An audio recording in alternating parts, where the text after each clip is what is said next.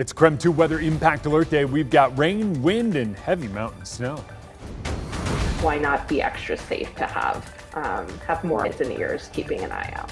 And tonight, the Washington National Guard on standby for Election Day for the first time in state history. What officials are saying about election security.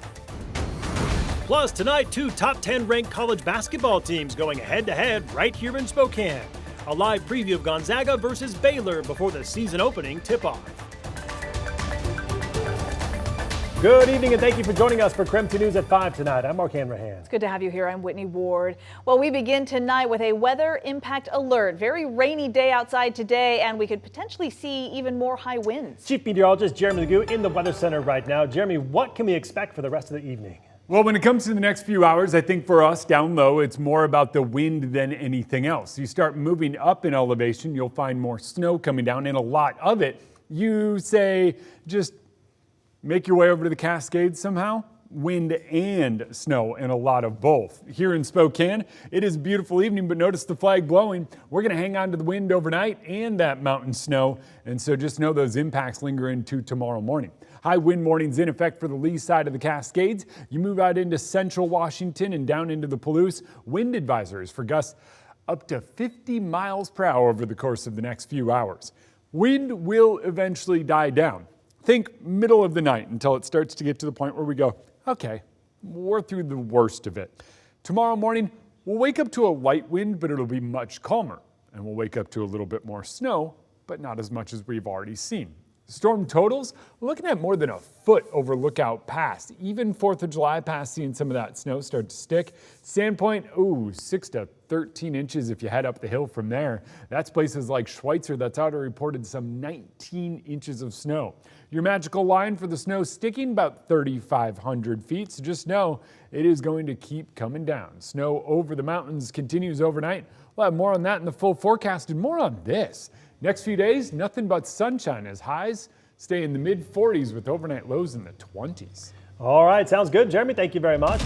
Well, tonight is a big night for college basketball as the regular season officially gets underway, and we are just a few hours away from tip-off between 6th-ranked Gonzaga and 8th-ranked Baylor right here in Spokane. KREM 2 Sports Director Andrew Quinn is live at the Spokane Arena right now. And Andrew, what are we looking forward to most kind of in this top 10 matchup tonight?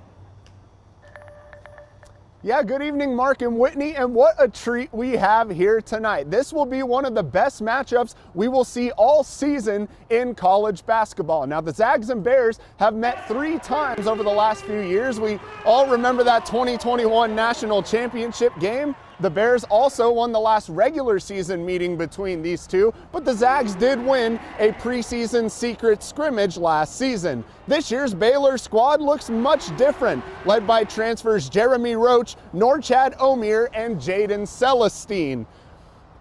They also are led by new Bahamian freshman guard VJ Edgecombe. Even though this is the first game of the regular season, the Zags are ready to be tested early. Similar but different this year. I think they're a little bit probably bigger, and then the transfer from Miami, Omier, is probably the best scorer they've had at the 4 or 5 spot in a while.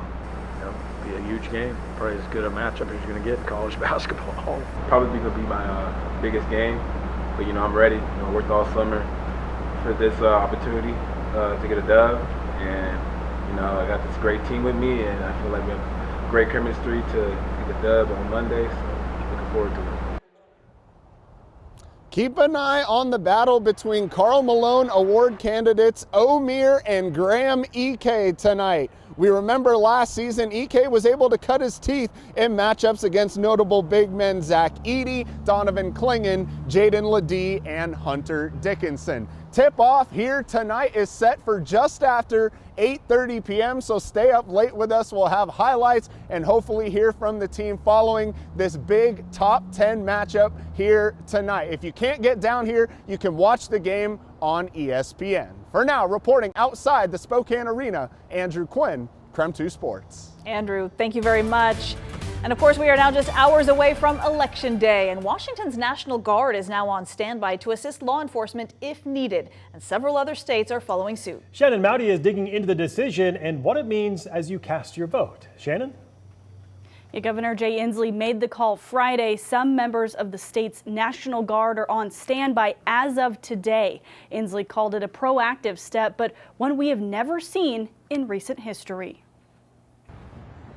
Washington State is far from alone in preparing for the potential of violence. Around the nation, approximately 60 National Guardsmen from 6 states have been activated by their state governors and state active duty status for election support. With warnings from Homeland Security, threats to election infrastructure are still high.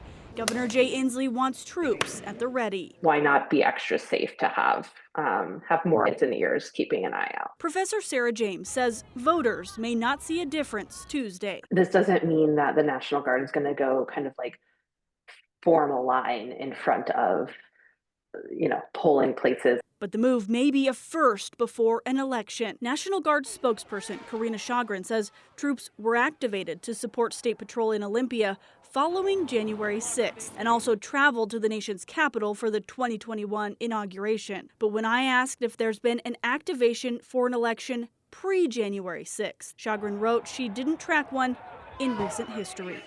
You'd be hard-pressed to say the attacks on the Capitol are not on everyone's minds right now. James says since governors are responsible for state safety, the move makes sense. I think it's just smart governing to, be preemptive and think about what are the range of possible scenarios. Scenarios the state's already seen play out, with arsons burning up ballot boxes in Vancouver and nearby Portland, Oregon. Knowing threats and rhetoric can turn to violent action, the nation and its capital's windows are braced for any outcome. I think this kind of sowing seeds of doubt about electoral processes when we have no evidence of that being true does feel really new and concerning. And again, that might be all the more reason to kind of have a more advertised, more obvious activation of the National Guard.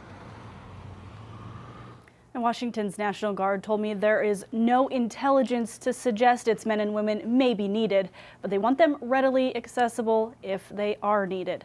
The standby activation runs through midnight on Thursday. Shannon Mowdy, KREM 2 News. All right, Shannon, thank you very much. And still ahead tonight, we take a look at the latest early voting numbers here in Washington as we close in on Election Day. That's coming up later tonight. But first, we are headed to Pullman for a look at WSU's official voting hub. That's coming up here in less than 3 minutes.